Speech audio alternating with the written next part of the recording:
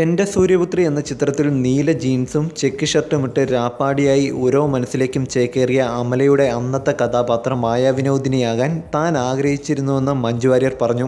മഞ്ജു വാര്യരുടെ വാക്കുകൾ ഇങ്ങനെ: കണ്ണൂരിലെ അമ്പിളി തിയേറ്ററിൽ വെച്ചാണ് ഞാൻ എൻ്റെ സൂര്യപുത്രിക്ക് കാണുന്നത്.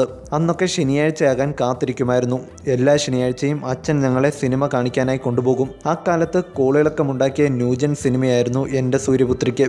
മായാവിനോദിയുടെ മിടിയും ടോപ്പും ജീൻസും ഷർട്ടും, എന്തിന് ചെരുപ്പ് പോലും ഇപ്പോഴും മനസ്സിലുണ്ട്. അക്കാലത്തെ ട്രെൻഡായി മാറിയിരുന്നു അതെല്ലാം. ആ കോസ്റ്റ്യൂമെല്ലാം എന്നെപ്പോലെയുള്ള കൗമാരക്കാരുടെ സ്വപ്നത്തിലുണ്ടായിരുന്നു. അന്നൊന്നും അമല മാഡത്തിൻ്റെ അടുത്ത് ഇങ്ങനെ ഇരിക്കാൻ കഴിയുമെന്ന് കരുതിയിരുന്നില്ലെന്നും മഞ്ജു വാര്യർ പറഞ്ഞു. ഉള്ളടക്കം എൻ്റെ സൂര്യപുത്രിക്ക് തുടങ്ങി ആകെ 2 മലയാള ചിത്രങ്ങളിൽ മാത്രമാണ് അമല അഭിനയിച്ചിട്ടുള്ളത്. വർഷങ്ങൾക്കിപ്പുറം ഒരു നിയോഗം എന്ന പോലെ മഞ്ജു വാര്യർ അമലയുമായി ഒന്നിച്ചഭിനയിക്കുകയാണ് കെയർ ഓഫ് സൈറ ബാനുവിൽ. സ്ത്രീ പ്രാധാന്യമുള്ള ചിത്രമാണ് സൈറ ബാനു. മഞ്ജു വാര്യരും അമലയുമാണ് ചിത്രത്തിലെ കേന്ദ്ര കഥാപാത്രങ്ങൾ.